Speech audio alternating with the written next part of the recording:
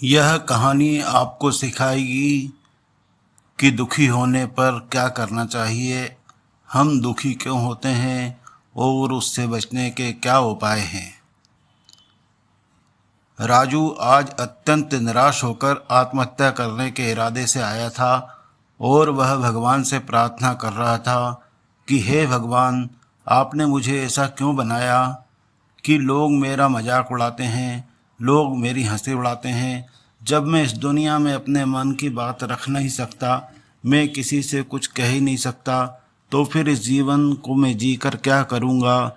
जब भी मैं किसी से कुछ कहने की कोशिश करता हूँ तो लोग मेरा मजाक उड़ाते हैं, मेरी हंसी बनाते हैं, यहाँ तक कि वह मुझसे कुछ भी कहकर चले जाते हैं और मैं उनका जवाब नहीं दे पाता। ऐसा जीवन जीकर मुझे क्या मिलेगा, इसलिए मैं तेरे पास आ रहा हूँ। इतना कहकर जैसे ही वह युवक कूदने की तैयारी कर रहा था, तभी पीछे से आवाज़ सुनाई दी, राजू, जान देना तो बहुत आसान है, लेकिन इस जान को तुम वापस नहीं पा सकोगे। जैसे ही यह आवाज़ उसके कानों में पड़ी, वह पीछे मुड़कर देखने लगा। उसने जैसे ही पीछे मुड़कर देखा, पाया कि एक बौद्ध भिक्षु उसके पीछे खड़े हैं। उन्हें देखकर वह डर गया और अपने कदम पीछे खींच लिए और चुपचाप वहाँ पर खड़ा हो गया। अपनी आदत के कारण वह उनसे कुछ नहीं कह पा रहा था। तभी वह बौद्ध भिक्षु उस युवक से कहते हैं, बेटा क्या बात है, आखिर तुम यहाँ पर क्या कर रहे हो और तुम अपने इस जीवन को क्यों समाप्त करना चाहते हो। यह अनमोल जीवन बहुत कम लोगों को नसीब होता है और तुम्हें यह जीवन व्यर्थ लगता है। इस पर वह युवक कहता है, नहीं नहीं, कुछ नहीं, मैं तो बस यहाँ पर खड़ा होकर देख रहा था। तभी बौद्ध भिक्षु उस युवक से कहते हैं, बेटा मैं जानता हूँ कि तुम यहाँ पर क्या करने आए थे, तुम मुझसे कुछ नहीं छुपा सकते हो, लेकिन मैं चाहता हूँ कि तुम अपनी समस्या मुझसे खुद ही बताओ, तभी मैं उसका समाधान तुम्हें बता पाऊँगा। यदि तुम चाहते हो कि मैं तुम्हारी कुछ मदद करूँ तो उसके लिए पहले तुम्हें आगे बढ़ना होगा। यदि तुम चाहते हो कि मैं तुम्हारी समस्या का समाधान करूं, तो तुम्हें मुझे अपनी पूरी कहानी, पूरी समस्याएं बताना पड़ेगी, वरना मैं कुछ नहीं कर सकूंगा। उन बौद्ध भिक्षु की यह बात सुनकर वह युवक कहने लगा, नहीं नहीं, मैं ठीक हूँ, मैं सच कह रहा हूँ। उस युवक की यह बात सुनकर बौद्ध भिक्षु उस युवक से कहने लगे, ठीक है बेटा, यदि तुम नहीं चाहते तो मैं तुम्हारी मदद करूं तो कोई बात नहीं, मैं तुम्हारी बात पर विश्वास कर लेता हूं। लेकिन तुम्हें भी मेरी एक बात पर विश्वास करना चाहिए कि मैं तुम्हारी मदद के लिए ही यहाँ पर आया हूँ। तुम चाहो तो अपनी समस्या मुझे बता सकते हो और मैं तुम्हारी इस समस्या का समाधान भी अवश्य करूँगा। इसका जवाब देते हुए वह युवक उन बौद्ध भिक्षु से कहता है, नहीं नहीं, मैं ठीक हूँ, आप जाइए। इस पर वह बौद्ध भिक्षु उस युवक से कहते हैं, ठीक है बेटा, यदि तुम चाहते हो कि मैं यहाँ से चला जाऊँ तो मैं यहाँ से चला जाता हूँ, लेकिन मेरी एक बात याद रखना, मेरे जाने के बाद मैं तुम्हारी कोई मदद नहीं कर पाऊँगा और हो सकता है तुम्हारी मदद के लिए कोई और आगे भी ना आए। इतना कहकर बौद्ध भिक्षु पीछे की ओर मुड़े और अपने मार्ग में आगे बढ़ने लगे। वह युवक वहीं पर खड़ा होकर यह सब देख रहा था। जैसे ही वह कुछ दूर पहुंचे, तभी उस युवक राजू ने जोर से आवाज़ लगाई, गुरुदेव, मेरी समस्या बहुत बड़ी है, क्या आप उसका समाधान कर सकेंगे? क्या आप मुझे उसका समाधान दे सकेंगे? यह सुनकर बौद्ध भिक्षु वहीं पर खड़े हो गए और पीछे मुड़कर उन्होंने उस युवक की बात का जवाब देते हुए कहा, बेटा, इस दुनिया में कोई भी ऐसी समस्या नहीं है जिसका कोई समाधान ना हो। यदि तुम मुझे अपनी समस्या बताओगे तो मैं उसका समाधान अवश्य करूँगा। तभी वह युवक उन बौद्ध भिक्षु से अपनी समस्या बताते हुए कहता है, गुरुवर, मेरी एक बहुत बड़ी समस्या है। दोस्तों, बहुत समय पहले की बात है, किसी नगरी में एक युवक रहता था। उसका नाम राजू था। वह युवक बहुत ही शर्मीला था। वह इतना शर्मीला था कि जब भी उसके सामने कोई नया व्यक्ति आकर खड़ा होता तो वह उससे बात तक नहीं कर पाता था। यहाँ तक कि जिन्हें वह जानता था, पहचानता था, उनसे भी बात करने में उसे बहुत शर्मा आती थी। वह उनसे ठीक से बात नहीं कर पाता था और अपनी इस समस्या के कारण वह खुद भी बहुत परेशान रहता था, क्योंकि वह अपने जीवन में कुछ कर नहीं पा रहा था। धीरे धीरे समय बीतता गया और समय बीतने के साथ साथ उस व्यक्ति की शर्माने की आदत बढ़ती ही चली गई, जिसके कारण वह अत्यधिक निराश रहने लगा, परेशान रहने लगा, चिंतित रहने लगा। उसे यह समझ नहीं आ रहा था कि वह अपनी इस समस्या से किस तरह से छुटकारा पाए। उसके घर वाले भी अब उसकी समस्या को लेकर बहुत चिंतित रहने लगे थे। वे सोचते थे कि इसका क्या होगा, यह अपने जीवन में कुछ कर पाएगा या नहीं। जब भी वह कहीं काम कर ले जाता तो वह उसके सीधेपन का फ़ायदा उठाकर लोग उसे परेशान करते। वह कुछ ज़्यादा कह नहीं पाता था, जिसके कारण उसे कोई कुछ भी कह देता था और वहाँ से चला जाता था। इन्हीं सब कारणों की वजह से उसका मन कहीं भी किसी भी काम में नहीं लगता। वह हर काम को कुछ ही दिनों में छोड़ दिया करता था। उसके मन में बहुत कुछ चल रहा था। उसके मन में विचारों के तूफान उठते थे। वह सबसे बहुत कुछ कहना चाहता था, लेकिन अपनी इस आदत के कारण वह किसी से कुछ नहीं कह पा रहा था। वह अंदर ही अंदर घुटता जाता था। सारे विचार, सारी बातें उसके मन में दबी पड़ी थी, लेकिन कभी भी वह किसी से भी अपने मन की बात नहीं बताता था। जब छोटा बच्चा था तब उसे लोग बहुत पसंद करते थे, लेकिन उसकी इस आदत को भी लोग सराहते थे। इस आदत की वजह से जब वह बड़ा हो गया, युवा हो गया, तो इसी आदत के कारण उसे अपना जीवन जीने में अत्यधिक परेशानी उठानी पड़ रही थी और वह योग भी अपनी इस गलती के कारण बहुत परेशान रहता था। अपनी इस एक आदत से छुटकारा पाना चाहता था। वह चाहता था कि वह लोगों से अपने मन की बात खुलकर कह पाए। जो कुछ करना चाहता था, जो कुछ कहना चाहता था, वह सबसे खुलकर कह सके और कर सके। लेकिन जब भी कोई दूसरा उसके सामने आता तो उसकी ज़बान पर मानो ताला लग जाता था। वह कुछ कह ही नहीं पाता था। यहाँ तक कि वह अपने माता पिता से भी बात नहीं कर पाता था। लेकिन उसके कुछ मित्र थे जिनसे वह अपने मन की बात कर पाता था। जब भी वह किसी बात का जवाब देता तो लोग उसकी हंसी उड़ाते, उसका मजाक बनाते। लोग कहते कि आज तो तेरे मुंह में भी जवान आ गई है। यह समस्या दिन ब दिन बढ़ती जा रही थी और इस समस्या के कारण अब उसके पिता भी अत्यधिक चिंतित रहने लगे थे। एक दिन जब उन्होंने अपने बेटे को दूसरों के सामने शर्मिंदा होते हुए देखा तो उन्हें बहुत क्रोध आया और वह अपने बेटे को खरी खोटी सुनाने लगे। उन्होंने उसे इतना डांटा कि वह युवा लड़का अत्यधिक क्रोधित हो गया और वहाँ से बिना कुछ कहे चला गया। शाम हो चुकी थी और अब तक उनका बेटा घर नहीं लौटा था। माता और पिता दोनों बड़े चिंतित थे। अपने बेटे को वापस घर पर देखना चाहते थे, लेकिन वह राजू नाम का युवा लड़का तो भागते भागते पहाड़ की चोटी पर चढ़ गया था और वहाँ से नीचे की ओर झांक रहा था और ईश्वर से कह रहा था कि मैं शर्मिला हूँ, जिसके कारण मैं किसी से कोई बात नहीं कर पाता। यहाँ तक कि अपने मन की बात भी किसी को नहीं बता पाता। जब भी मैं किसी से बात करने की कोशिश करता हूँ तो लोग मेरा मजाक उड़ाते हैं, मेरी हंसी उड़ाते हैं। जब भी मुझे कोई खरी खोटी सुनाता है, उल्टी सीधी बात करता है, तो मैं उसका जवाब नहीं दे पाता। मैं लोगों की तरह चालाक बनना चाहता हूँ, लोगों की तरह बातों का जवाब देना चाहता हूँ, अपने मन की बात करना चाहता हूँ। मैं इस दुनिया के साथ कदम से कदम मिलाकर बढ़ना चाहता हूँ। यही मेरी कहानी है। मैं ही राजू हूँ। क्या इसका कोई समाधान है?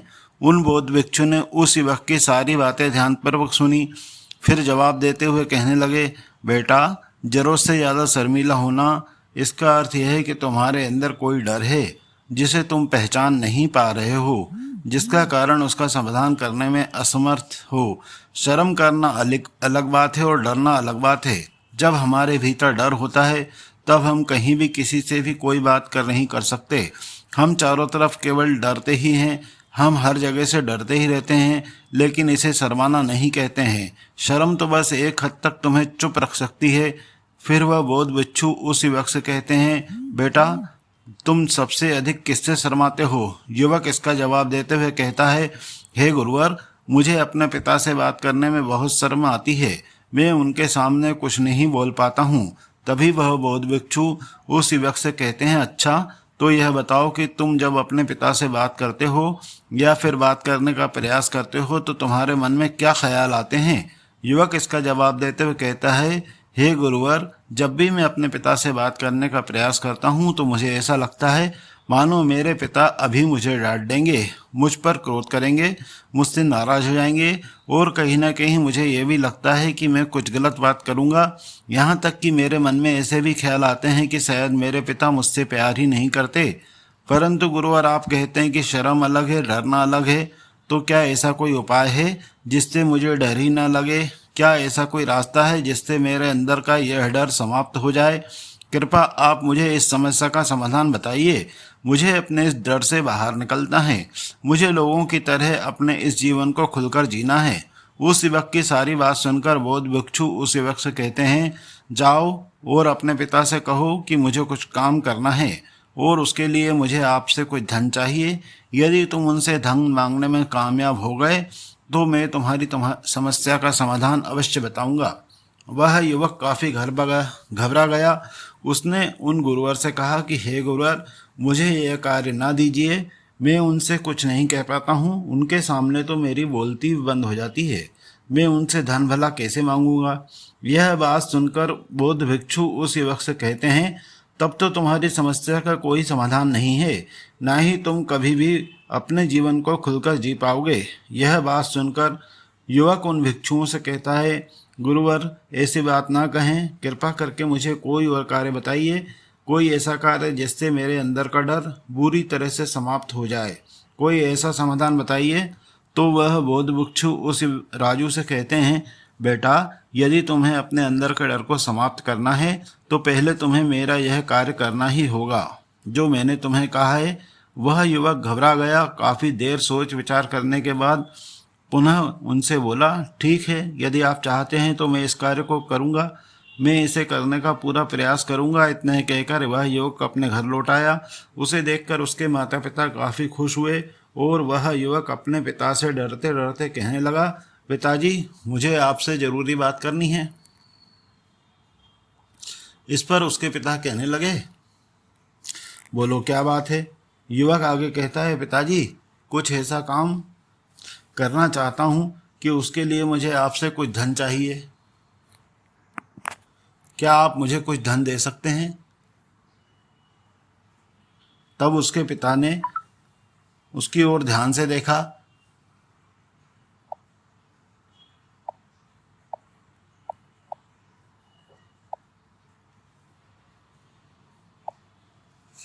ध्यान से देखा और देखने के बाद वह खुशी से झूम उठे और तुरंत ही उन्होंने कुछ धन अपने पुत्र के हाथों पर रख दिया और कहने लगे, बेटा, इतना धन काफ़ी है कि तुम्हें और चाहिए? इसके जवाब में वह युवक अपने पिता से कहने लगा, नहीं नहीं पिताजी, इतना ही काफ़ी है, मैं इससे काम चला लूँगा। वह युवक उस धन को लेकर तुरंत दौड़ा दौड़ा उन बौद्ध भिक्षु के पास लौटा और जो धन उसने अपने हाथों में ले रखा था उसे दिखाते हुए कहने लगा, हे गुरुवर, जैसा आपने कहा था मैं धन लेकर आपके पास आ गया हूँ। मैंने अपने पिता से धन मांग लिया। अब मुझे आप मेरी समस्या का समाधान बताओ। तभी बौद्ध भिक्षु उस युवक से कहते हैं कि अरे, इतनी जल्दी क्या है? अभी तो तुम्हें मेरे लिए एक काम और करना है, तभी मैं तुम्हारी समस्या का समाधान बताऊंगा। यदि तुम मेरे लिए इस कार्य को पूरा नहीं कर सके तो मैं तुम्हें कभी भी तुम्हारी समस्या का समाधान नहीं बताऊंगा। तभी वह युवक उन बौद्ध भिक्षुओं से कहता है कि हे गुरुवर, अभी तो मैंने आपके लिए एक काम किया है, अभी आप मुझे एक और काम करने के लिए कह रहे हैं। तभी बौद्ध भिक्षु कहते हैं, तुम्हें मेरे लिए एक और काम करना ही होगा। वह युवक एक बार फिर से सोच विचार करके उनसे कहने लगा, अच्छा ठीक है, बताइए अब मुझे क्या करना है? इसके जवाब में वह बौद्ध भिक्षु उस युवक से कहते हैं, जाओ और यह धन जो तुमने अपने पिता से मांग कर लाए हो, इस धन को वापस अपने पिता को लौटा दो और साथ साथ यह भी कहना है कि पिताजी, अभी काम नहीं करना चाहता हूँ, लेकिन जब समय आएगा तो मैं आपसे यह धन ले लूँगा और उससे अपना काम पूरा करूँगा। यह बात सुनकर युवक एक बार फिर से ऊपर से नीचे तक पूरी तरह काँप गया और कहने लगा, गुरुवर, आप मुझे कोई और काम सौंप दो, मैं उसे ज़रूर करूँगा, लेकिन अब यदि मैं धन लेकर उनके पास वापस गया तो वह क्या सोचेंगे? मैं तो शर्मिंदा हो जाऊंगा उनके सामने। इसलिए गुरुवर, कृपा करके मुझे और कोई काम दे दें। तभी बौद्ध भिक्षु उस युवक से कहते हैं, बेटा, जो काम मैंने तुम्हें सौंपा है उसी कार्य को पूरा करना होगा, अन्यथा तुम्हारी समस्या का समाधान मैं तुम्हें नहीं बताने वाला। काफ़ी देर सोच विचार करने के बाद वह बौद्ध भिक्षु से कहता है, ठीक है गुरुवर, मैं वापस जाता हूँ और यह धन लौटा कर मैं अभी आता हूँ। वह तुरंत दौड़ा दौड़ा अपने पिता के पास लौटा और उसने अपने पिता से कहा, पिताजी मैं यह धन अभी नहीं लेना चाहता, अभी यह धन आप मुझसे वापस ले लीजिए, जब मुझे कोई काम पड़ेगा तो मैं आपसे यह धन ले लूँगा। उसके पिता ने उस युवक की तरफ घूर कर देखा और फिर मुस्कुराते हुए कहने लगे, बेटा मैं समझता हूँ किसी भी काम को शुरू करने से पहले हमें उसके बारे में जानकारी इकट्ठी करना चाहिए। कब करना है, कैसे करना है, इसके बारे में हमें जानकारी लेनी ज़रूरी है। कोई भी काम ऐसे ही शुरू नहीं किया जा सकता है, उसमें हम कामयाब नहीं होंगे। फिर इसका अनुमान हमें लगाना पड़ता है। जब हम सभी के बारे में सही जानकारी प्राप्त कर लेते हैं तभी हमें धन लगाना चाहिए। मुझे बहुत खुशी है कि तुमने सही निर्णय लिया है। जब तुम्हें यह समझ में आ जाए कि जो कार्य तुम करने जा रहे हो वह तुम्हारे लिए उचित है तो मुझे बता देना, मैं तुम्हें यह धन दे दूंगा। युवक अपने पिता की सारी बात सुनकर मन ही मन बहुत प्रसन्न हुआ। उसने यह तो उम्मीद तक नहीं की थी कि उसके पिता हंसकर उसे इस तरह से वो सारी बातें समझाएंगे। वह मन ही मन यह सोच कर रहा था कि तभी उसके पिताजी उसके ओर करीब आए और अपने उस युवा बेटे को गले से लगा लिया। जैसे ही उसके पिता ने उस युवक को गले से लगाया उसको बहुत अच्छा महसूस हुआ। उसका आत्मविश्वास, उसका हौसला बढ़ता ही गया। उसके बाद युवक वापस पुनः गुरुदेव के पास लौटा और कहने लगा, गुरुदेव जैसा आपने कहा था मैंने बिल्कुल वैसा ही किया है। मैंने धन अपने पिता को वापस कर दिया है। अब तो कृपया करके मुझे मेरी समस्या का समाधान बता दो। तभी बौद्ध भिक्षु उस युवक की तरफ देखकर मुस्कुराए और कहा, बेटा इतनी जल्दी क्या है, अभी तो तुम्हें मेरे लिए एक काम और करना पड़ेगा। वह युवक बोलता है कि महाराज आप आखिर मुझसे बार बार इस तरह के काम क्यों करवा रहे हैं? क्या आपके पास मेरी समस्या का कोई समाधान नहीं है? कहीं आप मुझे बेवकूफ़ तो नहीं बना रहे हैं? जिस तरह से लोग मुझे बेवकूफ़ बनाते हैं क्या आप भी मेरे साथ वैसा ही कर रहे हैं? आपने जो कहा अपने पिता से पैसे मांग के लाओ तो मैं मांग लाया। आपने कहा अपने पैसे जाकर पिता को दे दो तो मैंने दे दिए। मैंने आपके कहनुसार बिल्कुल वैसा ही किया जो आप कहते थे। अब आप कह रहे हैं कि एक काम और करूं? नहीं, मुझसे ये नहीं होगा। तभी बौद्ध भिक्षु उस युवक की तरफ देखकर मुस्कुराए और कहने लगे, बेटा बस ये आखिरी काम है, यह बहुत सरल काम है। तुम जैसे ही इस कार्य को पूरा करोगे मैं तुम्हें वचन देता हूँ कि मैं तुम्हारी समस्या का समाधान तुम्हें बता दूंगा। इस पर वह युवक फिर से सोच विचार करता है और उन बौद्ध भिक्षु से कहता है, ठीक है, लेकिन यह आखिरी काम जो मैं आपके लिए करूँगा, बताइए मुझे क्या करना है। तभी बौद्ध भिक्षु एक मूर्ति निकालकर उस युवक के हाथ में देते हैं। वह मूर्ति देखने में बहुत ही सुंदर थी, लेकिन बौद्ध भिक्षु उस युवक से कहते हैं, बेटा तुम्हें इसे बाजार में ले जाना है, इसे बेचना है। इसके बदले में तुम्हें 100 सोने के सिक्के लेकर आना है। जब तुम यह कार्य करने में सफल हो जाओगे तभी मैं तुम्हारी समस्या का समाधान तुम्हें बताऊंगा। वह युवक उस मूर्ति को अपने हाथ में लेकर बड़े ही गौर से देखता है और उन बौद्ध भिक्षु से कहता है, हे गुरुवर यह तो बड़ी ही साधारण सी मूर्ति है, मानो मिट्टी की बनाई है। इसके लिए भला 100 सोने के सिक्के कौन देगा? कहीं आपका माथा तो नहीं फिर गया है? इसके 1 या 2 सोने के सिक्के मिल जाए वही बहुत है, लेकिन इसके लिए 100 सोने के सिक्के कोई नहीं देगा। तभी बौद्ध भिक्षु उस युवक से कहते हैं, बेटा मैंने जो तुम्हें काम सौंपा है यदि तुम उसे पूरा नहीं करोगे तभी तुम्हें समस्या का समाधान मिल पाएगा, अन्यथा तुम चाहो तो अपने घर लौट सकते हो। फिर से वही अपने पुराने जीवन में जहाँ लोग तुम्हारा मजाक बनाते हैं, लोग तुम्हें डराते हैं, सताते हैं। तुम्हें अपने डर को निकालने में मदद कर रहा हूँ तो तुम मेरे यहाँ काम करके अपने डर को धीरे धीरे भगा पाओगे। मेरे इस काम को पूरा कर दो, तुम्हें सब समझ में आ जाएगा। वह युवक उन बौद्ध भिक्षुओं की बात सुनकर मन ही मन यह विचार करता है कि मुझे तो मेरी समस्या का समाधान किसी भी हालत में चाहिए, जिस कारण वह उस मूर्ति को उठाकर बाजार की ओर चल देता है। बाजार पहुंचकर एक जगह चुपचाप उस मूर्ति को लेकर खड़ा हो जाता है और इंतजार करने लगता है कि कोई आएगा और उसे मूर्ति के बारे में पूछेगा। तब वह उस मूर्ति के लिए 100 सोने सिक्के मांग करेगा। देखते ही देखते काफ़ी समय बीत गया, लेकिन अभी तक उसके पास कोई व्यक्ति नहीं आया था। उसने आसपास देखा तो लोग चिल्ला चिल्ला कर अपने सामानों को बेच रहे थे, जोर जोर से आवाज़ लगा रहे थे। उसने भी सोचा कि यदि मुझे अपनी इस मूर्ति को बेचना है तो मुझे भी जोर जोर से आवाज़ लगाना होगी। उस युवक ने चिल्लाना शुरू कर दिया, लेकिन वह इतनी ज़ोर से नहीं चिल्ला रहा था, उसकी आवाज़ उसे खुद तक नहीं सुनाई पड़ रही थी। तो भला उसकी आवाज़ को दूसरे कैसे सुनते, जिस कारण उसे कोई भी व्यक्ति खरीदने को तैयार नहीं था। धीरे धीरे शाम का समय हो गया था और उस व्यक्ति को डर था कि कहीं वह बौद्ध भिक्षु वहाँ से कहीं चला न जाए, अन्यथा उसे उसकी समस्या का समाधान कौन देगा। यह सोचकर उसने ज़ोर ज़ोर से आवाज़ लगाना शुरू कर दी, 100 सिक्के सोने सोने के सिक्के में यह मूर्ति ले लो। उसकी आवाज़ सुनकर लोग उसके पास आने लगे, उससे सवाल करने लगे कि इस मूर्ति में ऐसा क्या है, तुम इसके लिए सोने के सिक्के क्यों मांग रहे हो, इसके अंदर ऐसा कुछ खास होगा। युवक काफ़ी देर सोच विचार कर उस युवक से कहता है कि नहीं नहीं, मुझे कुछ नहीं पता, मैं तो बस यह मूर्ति यहाँ पर बेचने आया हूँ। तभी उसमें से एक युवक उस युवक से, राजू से कहता है कि अगर ऐसी बात है तो इस मूर्ति को कोई नहीं खरीदने वाला। आखिर इस मूर्ति में ऐसा क्या खास है जिसके लिए तुम सोने की सिक्कों की मांग कर रहे हो, तुम्हें ये बताना पड़ेगा। धीरे धीरे कई लोग उसके पास आए और सभी ने बस एक ही सवाल किया कि आखिर इस मूर्ति में ऐसा क्या खास है जिसके बारे में तुम सोने के 100 सिक्के मांग रहे हो। उस युवक ने उनसे बातचीत की और राजू को समझाने की कई प्रयत्न किए, लेकिन कोई भी उस मूर्ति को सोने के सिक्के देकर खरीदने के लिए तैयार नहीं था। राजू बड़ा निराश हो गया, उसे समझ में नहीं आ रहा था वह क्या करे। तभी बाजार में उसने देखा कि कुछ लोग अपने सामान की खासियत बता रहे हैं, उसे बेचने के लिए उनकी खास खास बातों के बारे में लोगों को समझा रहे हैं। यह देखकर उसने सोचा कि मुझे भी इस मूर्ति की कुछ खासियत लोगों को बतानी चाहिए। उसने फिर एक बार ज़ोर ज़ोर से आवाज़ लगाना शुरू की कि समस्या का समाधान निकालने वाली मेरी गुरु की इकलौती मूर्ति, जो इस दुनिया में केवल एक ही है, जिसके पास यह मूर्ति होगी उसके घर में कोई समस्या नहीं होगी। यह मूर्ति उस समस्या का समाधान तुम्हें अवश्य बताएगी। यह सुनकर लोग उससे पहुंचने लगे उसके पास और उससे सवाल करने लगे कि क्या सच में यह मूर्ति जिसके पास होगी उसको कोई समस्या नहीं आएगी। उसका समाधान करते हुए राजू कहने लगा कि हाँ, सभी समस्याओं का समाधान कर देती है। यदि आप इस मूर्ति को ले आते हैं तो आपके घर कोई भी समस्या होगी तो उसका समाधान आपको अवश्य मिलेगा। चाहे कोई भी समस्या हो, कैसी भी परिस्थिति हो, आपको इसका समाधान अवश्य मिलेगा। इतना सुनने के बाद अब वही मूर्ति सबको चाहिए थी। उस मूर्ति के दाम लगाने लगे, कोई उसे 200 सोने के सिक्के तो कोई 400 सोने के सिक्के, कोई 1000 सोने के सिक्के देने के लिए तैयार था।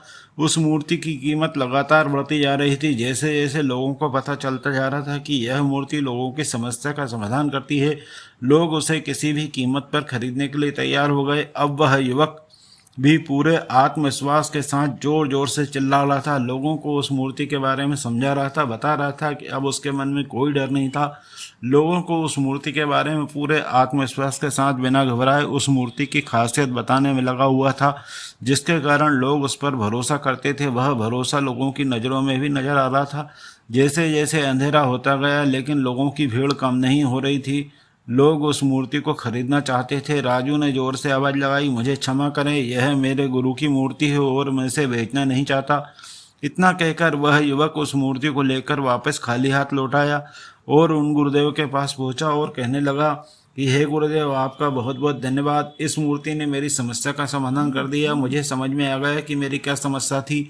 हालांकि मैं इसे बेचकर सोने के सिक्के तो आपके लिए नहीं ला पाया, लेकिन मुझे मेरी समस्या का समाधान अवश्य मिल गया। आपका बहुत बहुत धन्यवाद। इस बात को सुनकर बहुत भिक्षु उस युवक से कहते हैं कि बेटा, मैंने तुम्हारी समस्या का समाधान नहीं किया है, तुमने तो खुद ही अपनी समस्या का समाधान किया है। अपनी समस्या तुमने खुद ही सुलझा ली है। तुम्हारे मन में हजारों सवाल थे कि मैं यह करूँगा तो लोग मेरे बारे में क्या सोचेंगे, यदि मैं अपना मुंह खोलूँगा तो लोग मेरे पर हंसेंगे, यदि मैंने मुंह खोला तो मैं कुछ गलती करूँगा, ऐसे कई विचार तुम्हारे मन में थे। ऐसे कई सारे डर तुमने अपने मन में पाल रखे थे। लेकिन जब इस मूर्ति को बेचने के दौरान तुमने उन हजारों लोगों का सामने किया तो उनके सामने खुलकर अपनी बात रखी, उनके सामने खुलकर यह कहा जो तुम्हें कहना था, तो तुम्हारे मन का डर खुद ही समाप्त हो गया। जिसे तुम शर्माना कहते थे वह अपने आप ही तुम्हारे भीतर से कहीं गायब हो गया। युवक अपने गुरु की यह बात सुनकर अपने गुरुवर से कहता है कि हे गुरुवर, आप सही कहते हैं। आपने आज मेरे मन में वह विश्वास जगा दिया है जिससे अब मैं अपने जीवन में कुछ भी हासिल कर सकता हूँ। आपका बहुत बहुत धन्यवाद। डर को धीरे धीरे ख़त्म करने से ही न डर लगेगा। जब अपने भीतर का डर हमेशा समाप्त हो जाएगा तो हमारे जीवन में जो कुछ भी करना चाहते हैं, जो भी पाना चाहते हैं, उसका रास्ता हमारे लिए साफ हो जाएगा और आप अपने मार्ग पर तेज़ी से बढ़ने लगेंगे। इसलिए लोग क्या कहते हैं, क्या कहेंगे, यह सब छोड़ दो और खुद पर विश्वास करो, क्योंकि आप ही हैं जो इस अपने डर का सामना कर सकते हैं। दोस्तों, सच्ची श्रद्धा से कमेंट में आप ज़रूर लिखिए। इस वीडियो को लाइक करें तथा अपने दोस्तों के साथ शेयर करें और हमारे चैनल को सब्सक्राइब करना न भूलें। और हाँ, इस वीडियो में कोई भी सवाल आपके मन में आ रहा हो तो आप कमेंट में पूछ लें। अगर सवाल नहीं है तो भी आप एक छोटा सा कमेंट लिख दें। आपके कमेंट से हमें वीडियो बनाने का मोटिवेशन मिलता है। धन्यवाद दोस्तों, नमस्कार। कल फिर मिलेंगे एक